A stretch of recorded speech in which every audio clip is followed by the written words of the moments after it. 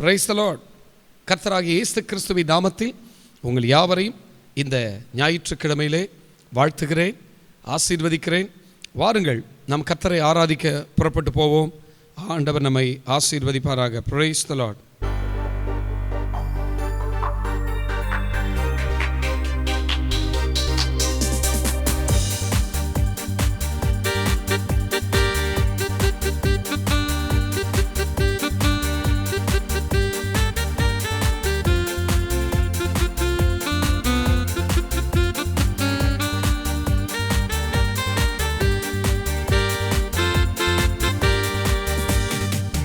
நாமம் உயர்த்த உம்மையை துதிக்க இந்த ஒரு நாவு போதாதை, உம்மன்பை பாட ஓய்வின்றி போற்ற இந்த ஒரு ஜீவியம் போதாதையா.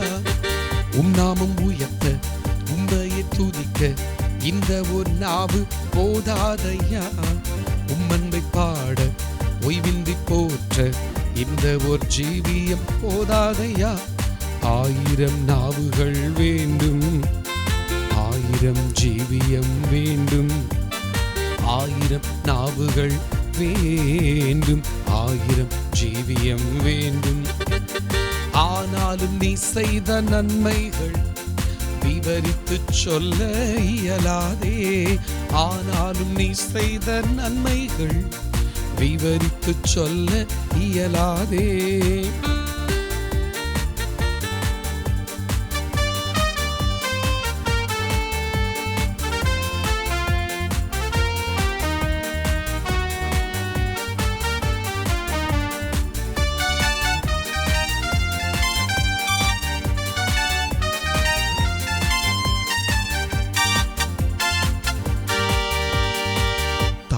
கருவினில் கண்டவரே, தயவாய் இதுவரை சுமந்தவரே, தாயின் கருவினில் கண்டவரே, தயவாய் இதுவரை சுமந்தவரே, தகப்பனின் மேலாய் காப்பவரே, தரணியில் உமக்கு நிகரும் உண்டோ. தகப்பனின் மேலாய் காப்பவரே, தரணியில் உமக்கு நிகரும் உண்டோ. 1000 நாவுகள் வேண்டும், 1000 ஜீவியம் வேண்டும், 1000 நாவுகள் வேண்டும், 1000 ஜீவியம் வேண்டும். ஆனாலும் நீ செய்த நன்மைகள் விவரித்து சொல்ல இயலாதே, ஆனாலும் நீ செய்த நன்மைகள் விவரித்து சொல்ல இயலாதே.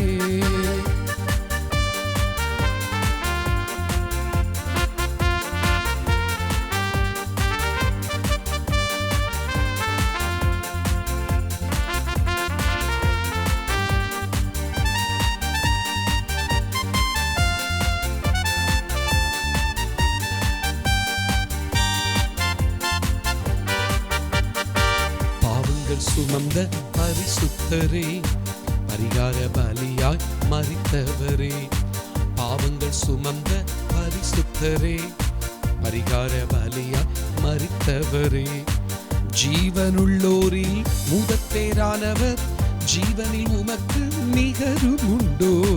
ஜீவனுள்ளோரில் முதற்பேரானவர், ஜீவனில் உமக்கு நிகரும் உண்டோ. 1000 நாவுகள் வேண்டும், 1000 நாவுகள் வேண்டும், 1000 ஜீவியம் வேண்டும்.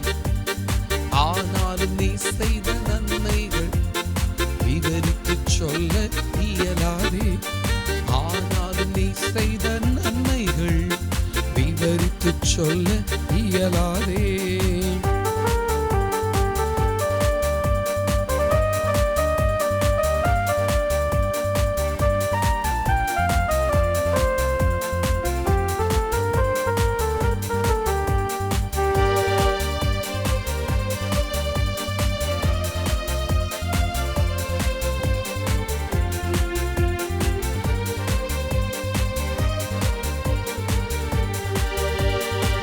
வாக்குத்தத்தங்கள் தந்தவரே, வாக்கை நிறைவேற்ற வல்லவரே, வாக்குத்தத்தங்கள் தந்தவரே, வாக்கை நிறைவேற்ற வல்லவரே, நேற்றும் இன்றும் என்றும் மாறாதவர், வார்த்தை உமக்கு நிகரும் உண்டோ?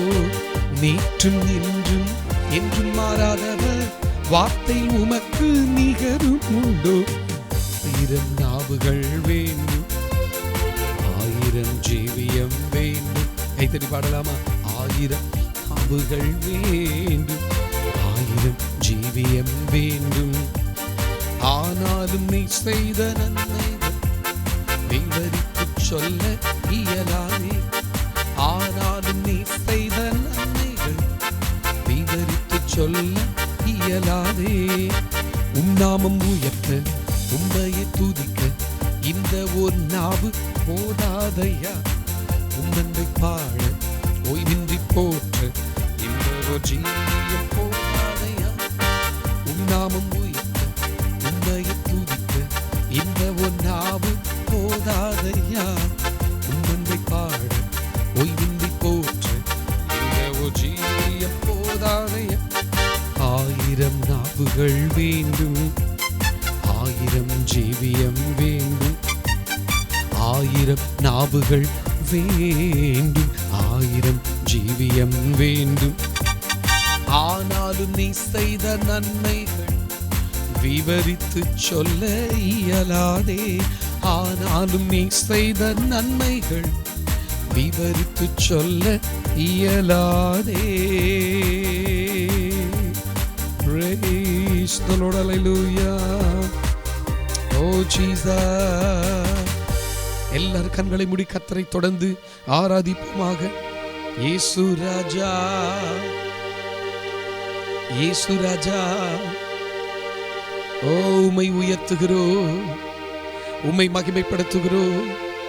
இந்த கர்த்தருடைய நாள் யோவான் ஆவிக்குள்ளானது போல எங்களை ஆவிக்குள்ளாக்குகிறவரே, ஆவியில் நிறைந்து ஆண்டவரே, எபேசியர் 5:18 படி ஆவியில் பாட, இருதயத்திலிருந்து பாட வந்திருக்கிறோம். பிலிப்பியர் 3:3 படி ஆண்டவரே, ஆவியிலிருந்து உம்மை ஆராதிக்க வந்திருக்கிறோம். We have come to you, worship you Lord. உம்மை ஆண்டவரே, உம்மை ஆராதிக்க வந்திருக்கிறோம். இயேசுவே, எங்களை ஆராதிக்கும் ஆசாரிய கூட்டமாய் மாற்றினீரே.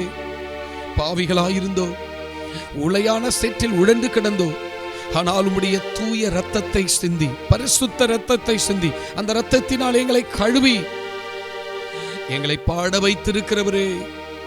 5 மாதங்கள் ஆண்டவரே, இந்த முதல் வாரம் முடிந்து 2வது வாரத்தில் எங்களை கொண்டு வந்து நிறுத்தி எங்களுக்கு நீ செய்த நன்மைகளை எல்லாம் நினைக்கும் பொழுது எப்படிப்பா நன்றி சொல்லுவே. என் இயேசு ராஜாவையே எப்படி நான் பாடுவேன், என்ன சொல்லி நான் துதிப்பேன்.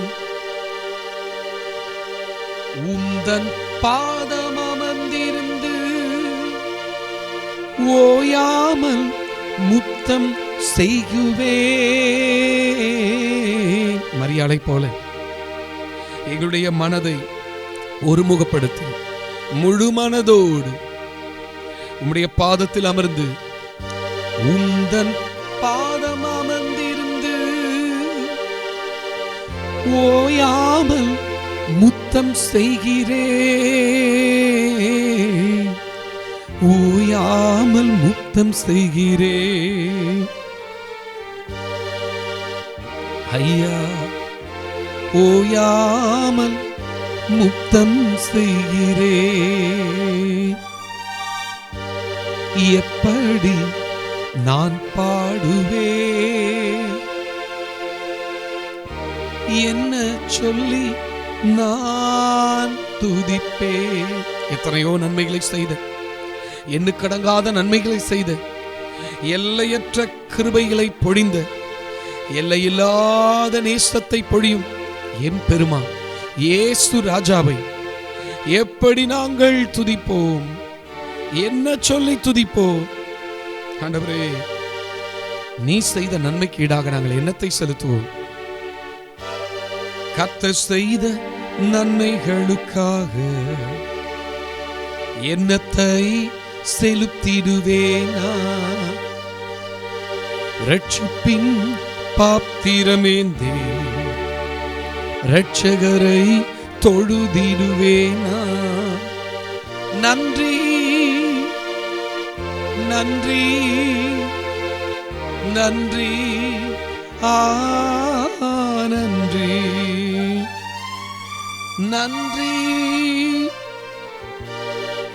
நன்றி நன்றி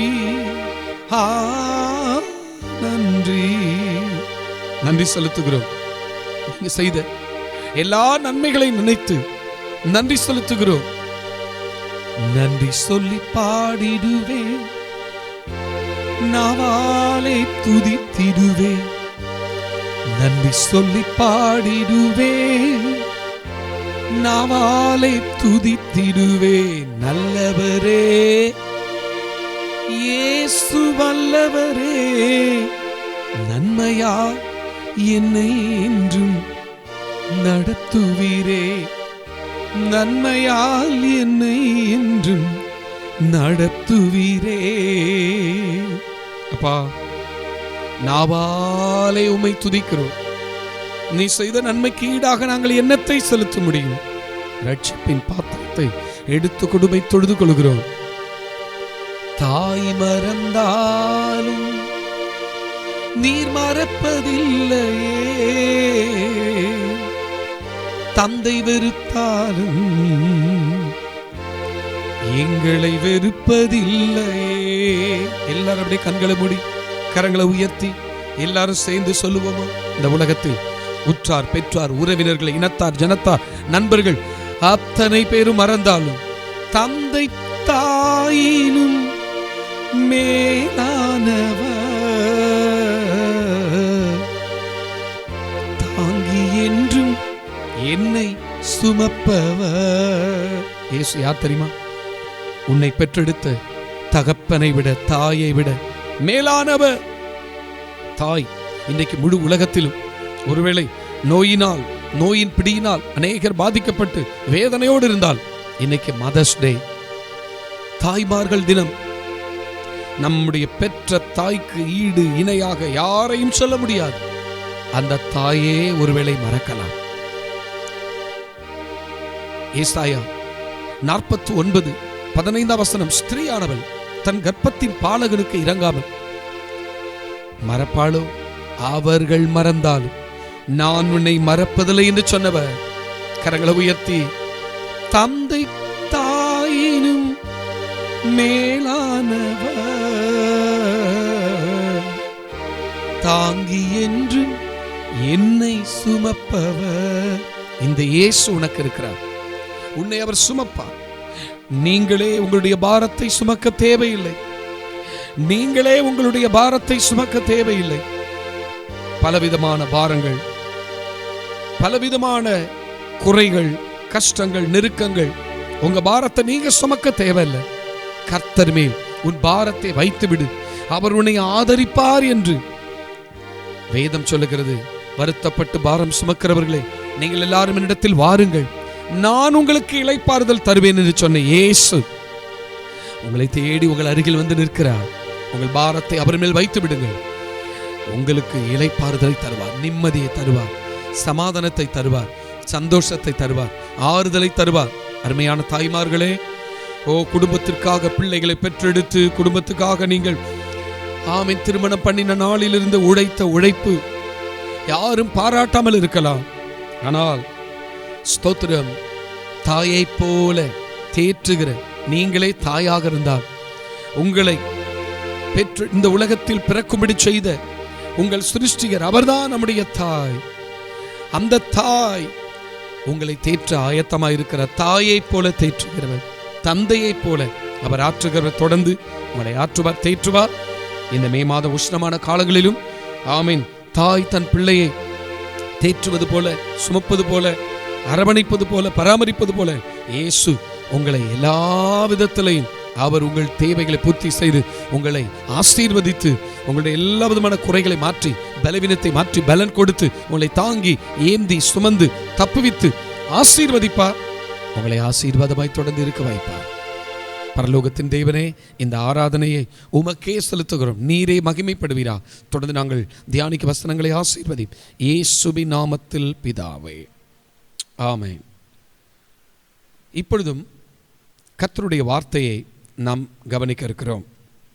லூக்கா 4ஆம் அதிகாரம், ஸ்தோத்திரம், 22ஆம் வசனத்தை பார்க்கும் நீங்கள் எல்லாரும் எடுத்துக்கொள்ளும்படி கேட்கிறேன். எல்லாரும் அவருக்கு நற்சாட்சி கொடுத்து அவருடைய வாயிலிருந்து புறப்பட்ட கிருபையுள்ள வார்த்தைகளை குறித்து ஆச்சரியப்பட்டு, இவன் யோசேப்பின் குமாரன் அல்லவா என்றார்கள். இந்த மாதத்தின் வாக்குத்தத்தம், ஸ்தோத்திரம், அப்போஸ்தலர் 20ஆம் அதிகாரத்தின் 32ஆம் வசனம். அதிலே தேவனுக்கும் அவருடைய கிருபையுள்ள வசனத்துக்கும் உங்களை ஒப்புக் கொடுக்கிறேன்.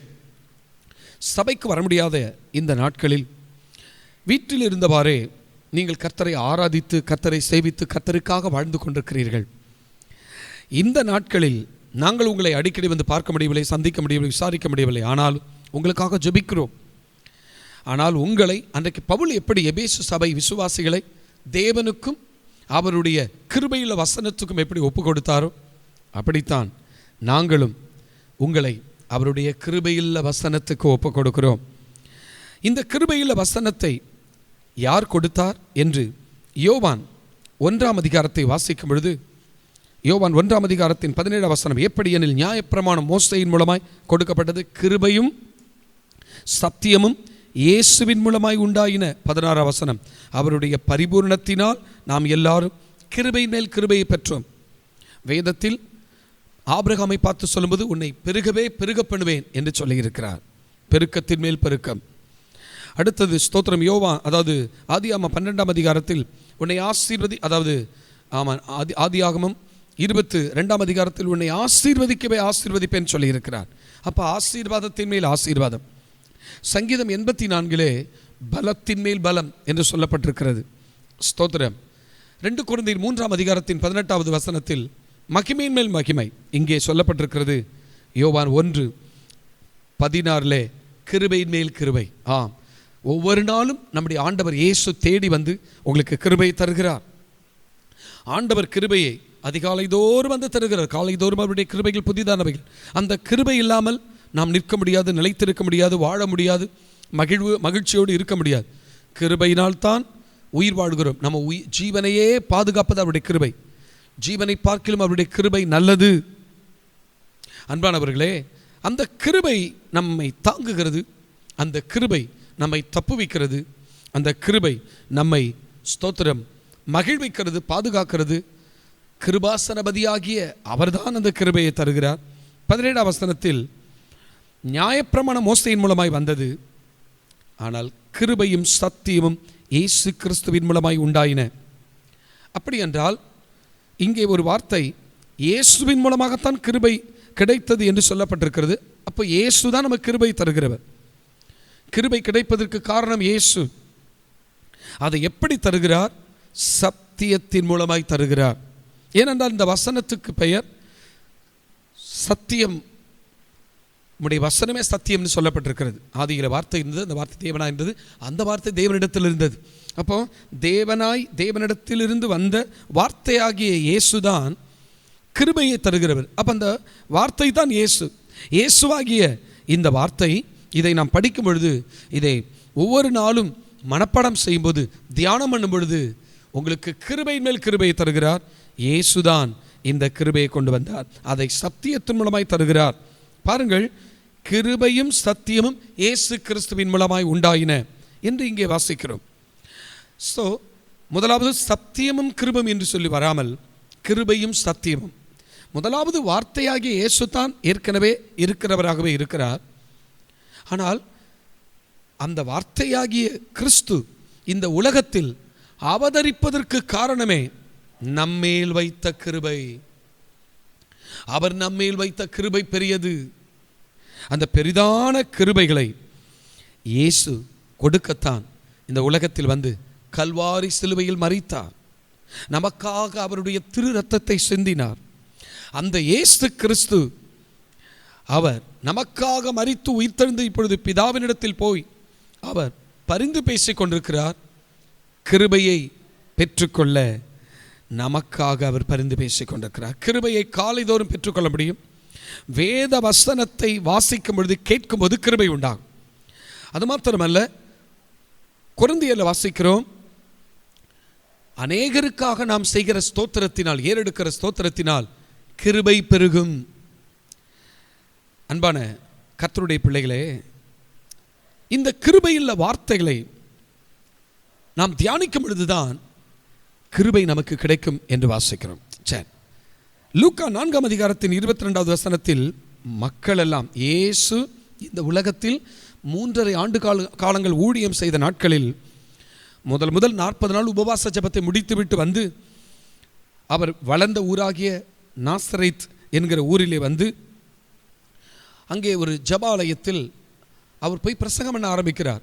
எருசலேமில் தான் தேவாலயம் இருந்தது.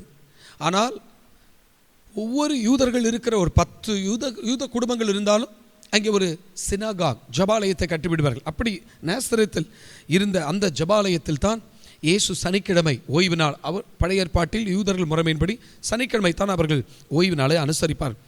சனிக்கிழமை ஆண்டவர் போய் அங்கே ஆராதனை பங்கெடுக்கிறார். இயேசு வேதத்தை மிகவும் நேசிக்கிறவர், மிகவும் நேசித்து வாசிக்கிறவர். ஆகவே வாசிக்கிற வேத பகுதி அவரிடத்தில் கொடுக்கிறார்கள். அவர் சரியாக எடுத்து ஏசாயா தீர்க்க தரிசன புத்தகத்தை கொடுக்கிறார்கள். அந்த நாட்களில் அதிகாரங்கள் பகுக்கப்படாத காலங்கள். மொத்தமாக ஏசாயா 66 அதிகாரங்களும் ஒரே பேராகிராஃப் போல இருக்கும். அதிலே சரியாய் இன்றைக்கு நம்ம சொல்ல முடியும், ஏசாயா 61ஆம் அதிகாரம் 1ஆம் வசனத்திலிருந்து 3ஆம் வசனம் வரை உள்ள அந்த வேத பகுதியை எடுத்து அவர் வாசித்து விட்டு அவர்களிடத்தில் புஸ்தக சுருளை கொடுக்கிறார்.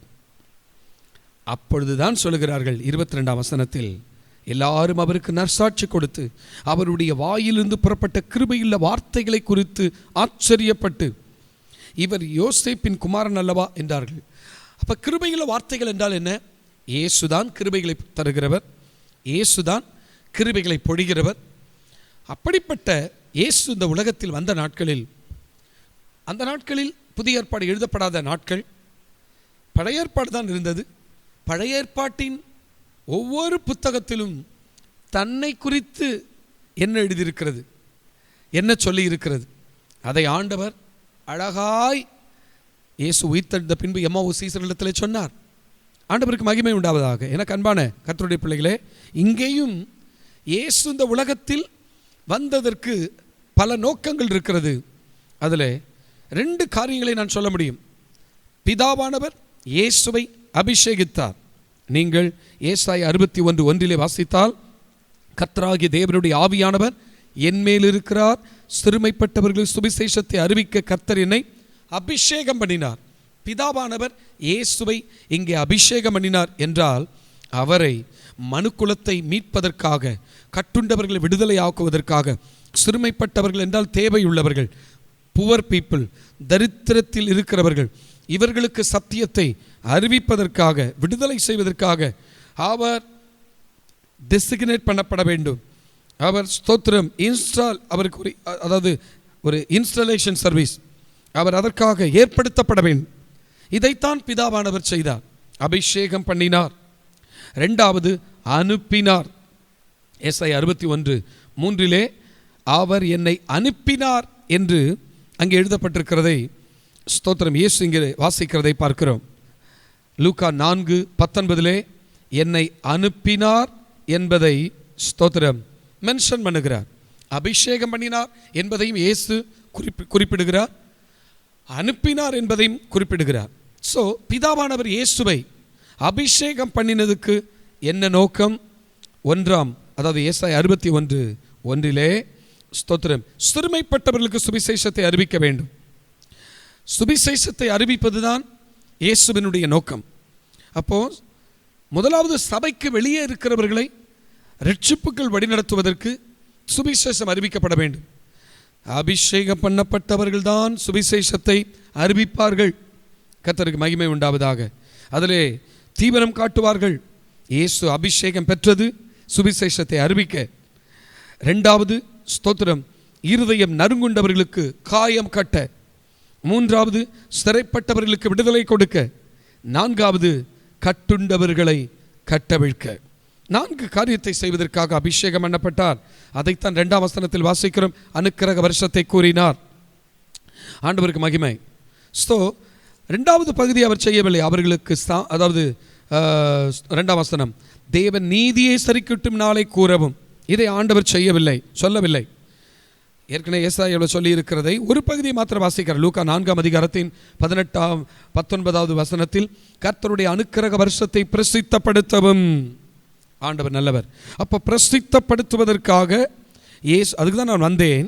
அங்கே சொல்லப்பட்ட 2வது பகுதி, நீதியை சரிக்கட்ட இப்பொழுது நான் வரமாட்டேன், இப்பொழுது நான் வந்திருக்கிறது குழந்தையாக பிறந்து இப்பொழுது இந்த ஊழியத்தை நிறைவேற்றி சிலுவையில் மரித்து உயிர் தெழுவதற்காக வந்திருக்கிற அந்த முதல் வருகை, அது ஸ்தோத்திரம் அனுக்கிரக வருஷத்தை சொல்லுவதற்காகத்தான். ஒரு நாள் மத்திய ஆகத்தில் இயேசு வரப்போகிறார். அந்த நாளில்தான் அவர் ஜட்ஜ்மெண்ட் பண்ண இருக்கிறார். அந்த ஜட்ஜ்மெண்ட் நாளில் தான் நீதியை சரி கட்டுவார். அதற்காக இப்பொழுது நான் வரவில்லை. அதற்காகத்தான் ஸ்தோத்திரம் வாசிக்கும்போது முதல் பகுதியை மாத்திரம் வாசிக்கிறதை பார்க்கிறோம், 2வது பகுதியை அவர் வாசிக்கவில்லை. சார், அபிஷேகம் பண்ணினது இந்த 4 ஊழியத்தை செய்வதற்காக. அனுப்பப்பட்டது எதற்கு தெரியுமா? 3வது ஸ்தோத்திரம் 2ஆம் வசனத்தில், அதாவது ஏசாயா 61:2 துயரப்பட்ட அனைவரையும் ஆறுதல் செய்யவும், சீயோனிலே துயரப்பட்டவர்களை சீர்படுத்தவும். அப்படி என்றால் அனுப்பப்பட்டது எதற்காக? முதலாவது துயரப்பட்டவர்களை சீர்படுத்துவதற்காக, ஸ்தோத்திரம் 2வது அதாவது ஆறுதல் படுத்துவதற்காக, சீர்படுத்துவதற்காக, 3வது அவர்களுக்கு சாம்பலுக்கு பதிலாக சிங்காரத்தை கொடுப்பதற்காக, ஆனந்த தைலத்தை கொடுப்பதே ஒடுங்கின ஆவியை உயிர்ப்பிப்பதற்காக, அதற்கு துதியின் உடையினால் அவர்களை உடுத்துவதற்காக. அதற்காகத்தான் பிதாவானவர் இயேசுவை அனுப்பினார். பிரியமானவர்களே, இயேசு அபிஷேகம் பண்ணப்பட்டது கட்டுண்டவர்கள், நோய்வாய்ப்பட்டவர்கள், பிசாசின் பிடியிலே சிக்கி இருக்கிறவர்கள், இவர்களெல்லாம் விடுவிப்பதற்காக, சபைக்கு வெளியிலே இருக்கிறவர்களை ரட்சிப்பதற்காக. இயேசு அனுப்பப்பட்டது சபைக்கு உள்ளே இருக்கிறவர்களை சீர்திருத்தி, சீர்படுத்தி, பலப்படுத்தி, பக்குவப்படுத்தி நிலைநிறுத்துவதற்காக. கர்த்தருக்கு மகிமை உண்டாவதாக. 1 பேதுரு 5ஆம் அதிகாரத்தில் பாருங்கள், 5ஆம் அதிகாரத்தின் 10ஆம் வசனம், கிறிஸ்து இயேசுவுக்குள் நம்மை தமது நித்திய மகிமைக்கு அழைத்தவராயிருக்கிற சகல கிருபையும் பொருந்திய தேவன் தாமே கொஞ்ச காலம் பாடு அனுபவிக்கிற உங்களை சீர்படுத்துவார். அதாவது முதலாவது வார்த்தை, சீர்படுத்தி, ஸ்திரப்படுத்தி, பலப்படுத்தி, கடைசியாக கரைதிரையற்ற பரிசுத்தவான்களாக நிலைநிறுத்துவதற்காகத்தான் இயேசு அனுப்பப்பட்டார். பிரியமானவர்களே, நீங்களும் சபைக்கு வந்து கர்த்தரை ஆராதித்துக் கொண்டிருக்கிற கர்த்தருடைய பிள்ளைகள், சபையில் உங்களை கர்த்தர் அபிஷேகித்திருப்பதே சபைக்கு வெளியே இருக்கிற அநேகரை விடுவிக்க, சுகமாக்க, ஆசீர்வதிக்க. சபையிலிருந்து உங்களை அனுப்புவதே அநேகரை சீர்படுத்த, அநேகரை கிறிஸ்துவண்டை கொண்டு வர, அனுக்கிரக வருஷத்தை நாம் கூறுவதற்காக தான் கர்த்தர் நம்மை அனுப்பியிருக்கிறார். கர்த்தர் சொன்னபடியே இந்த நாட்களில் நடந்து வருகிறது. அவருடைய வருகை சமீபம். அவருடைய அனுக்கிரக வருஷத்தை கூறுவோம். ஒரு நாள் ஜட்ஜ்மெண்ட் வருஷம் இருக்கிறது. அந்த நாட்களை நாம் சொல்லி பயமுறுத்துவதற்காக சொல்ல வேண்டும் என்று சொல்லவில்லை. ஆனால் அவருடைய இந்த கிருபையின் காலங்களை சொல்ல வேண்டும், அவருடைய ஜட்ஜ்மெண்ட் நாளையும் சொல்ல வேண்டும். இயேசு அதற்காகத்தான் அனுப்பப்பட்டார். நாமும் அதற்காகத்தான் இந்த பூமியிலே வாழ்ந்து கொண்டிருக்கிறோம். இந்த இயேசுவின் கிருபையின் வசனங்கள். எது கிருபையின் வசனங்கள்? பழைய ஏற்பாட்டில் இயேசுவை பற்றி சொல்லிய எல்லா சத்தியங்களையும் நாம் எடுத்து சொல்லும் பொழுது, நாம் வாசிக்கும்போது நமக்கு கிருபையில் வசனமாய் மாறுகிறது. மற்றவர்களுக்கு எடுத்து சொல்லும்போது அது கிருபையில் வசனமாய் மாறுகிறது. இந்த வசனங்களை அதிகமாக நாம் தியானிக்கும் போது இயேசு இன்னும் கிருபை மேல் கிருபையை கொடுத்து கிருபையில் நீங்கள் பலப்பட கர்த்தர் உதவி செய்வாராக. ஜெபம் பண்ணலாமா? பரிசுத்தமுள்ள பிதாவே, இந்த வசனத்தை கேட்டபடி பிள்ளைகளை ஆசீர்வதியும். இந்த மாதம் முழுதுமாய், வருஷம் முழுதுமாய் வழி நடத்துவீராக. நம்முடைய பிள்ளைகளுடைய தேவைகள் எல்லாம் சந்தியும், பாதுகாத்துக்கொள்ளும். நோய்வாய் ஆண்டவரே, எந்த விதமான கொள்ளை நோய் தொற்று ஏற்படாத வண்ணம் இரத்த கோட்டைகள் மறைத்துக்கொள்ளும். இயேசுவின் நாமத்தில் ஜெபிக்கிறோம் எங்கள் நல்ல பிதாவே, ஆமென். நம்முடைய கர்த்தராய் இருக்கிற இயேசு கிறிஸ்துவினுடைய கிருபை உங்கள் ஆவியுடனே கூட இருப்பதாக. ஆமென். ஆத்துமாவே கர்த்தரை ஸ்தோத்திரி, என் முழுவுள்ளமே கர்த்தருடைய பரிசுத்த நாமத்தை ஸ்தோத்திரி. என் ஆத்துமாவே கர்த்தரை ஸ்தோத்திரி, அவர் செய்த சகல உபகாரங்களை மறவாதே. ஆமென். நீங்கள் ஆசீர்வதிக்கப்பட்டவர்கள். கர்த்தர் உங்களை ஆசீர்வதிப்பாராக. ஆமென்.